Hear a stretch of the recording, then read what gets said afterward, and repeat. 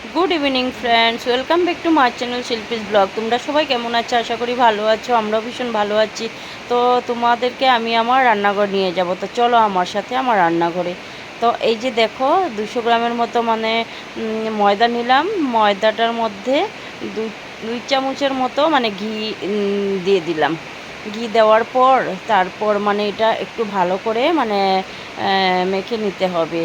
তো এটা মানে ঘিটা দিয়ে তো মাখা হবে না, তথাপিও মানে একটু মানে আটা আটা টাইপের হবে কি না তাই মানে অল্প দেখতে হবে। এই যে দেখো, ঘিটা দিয়ে একটু মানে ভালো করে অল্প মাখা মাখা করে তারপর এটার মধ্যে অল্প জল দিয়ে দিলাম পরিমাণ মতো। তো জলটা দিয়ে একটা মানে আটার ডোয়ের মতো এরকম করে ভালো করে মেখে নিতে হবে। তো এই যে দেখো, আমার মাখাটাও হয়ে গেল। তো এটা একটা মানে ডোয়ের মতো করে মানে মেখে নিলাম।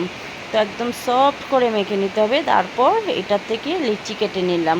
আমি কয়েকটাই বানাবো, বেশি একটা বানাবো না। বেশি দিন মানে বেশি বানালে আমাদের ঘরে তো খাওয়ার লোকেই নেই, তো তাই মানে আমি 4-5টার মতো বানালাম। তো প্রথমে পাতলা করে একদম রুমালের মতো পাতলা করে মানে রুটি বেলে নিতে হবে।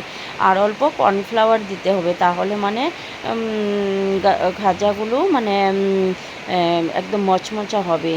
তো সবগুলো মানে লিচি আমি রুটি আকারে বানিয়ে নিলাম পাতলা করে একদম। তারপর এই যে দেখো, একটার উপর আরেকটা রুটি দিতে থাকলাম। তো এটার মধ্যে এই যে অল্প মানে সাদা তেল দিয়েছি আর অল্প কর্নফ্লাওয়ার ছিটিয়ে দিলাম।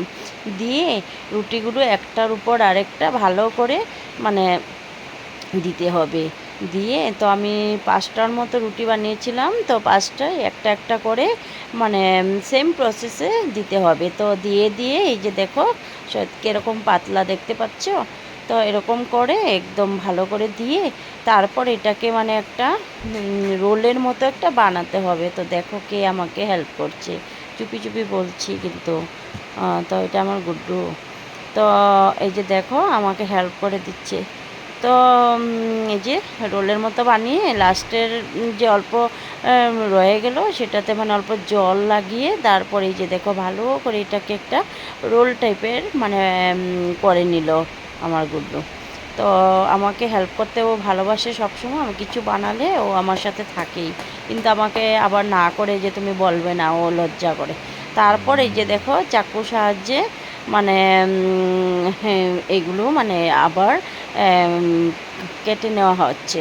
তো এগুলো আবার কিছু একটা করতে হবে, তো তোমরা দেখতে থাকো। তো এই যে দেখো এরকম করে করে সব কয়টাই কাটা হয়ে গেল। এরপর বেলনি দিয়ে এই যে এরকম করে মানে আবার ডলে নিতে হবে। তো এরকম কর্নফ্লাওয়ার লাগিয়ে এই যে দেখো কয়েকটাই আবার হয়ে গেল। কয়টা হচ্ছে? 6টার মতো হয়েছে। তো এগুলো আবার কি করতে হবে, তেলে ভেজে নিতে হবে। তো ফ্রাইং প্যানে আমি অল্প সাদা তেল দিয়ে দিলাম, দিয়ে দুটো দুটো করে মানে ভাজতে থাকলাম। আর একটা ফ্রাইং প্যানে এই যে দেখো আমার গুড্ডু কী করলো, আমাকে বললাম না হেল্প করে, তো শিরাটাও বানিয়ে নিল। তা একদিকে আমি ভাজতেছিলাম আর একদিকে ও শিরাতে ঢালতেছিল। তারপরে এই যে দেখো, তো শিরাতে ঢেলে দিল, দিয়ে এই যে দেখো কি করতেছে। তো ভালোই লাগছিল, কিন্তু একুরেট তো বাজারের মতো আমি আর বানাতে পারলাম না। যেরকমই হয়েছে কিন্তু খেতে কিন্তু ভীষণ দারুণ হয়েছিল বন্ধুরা।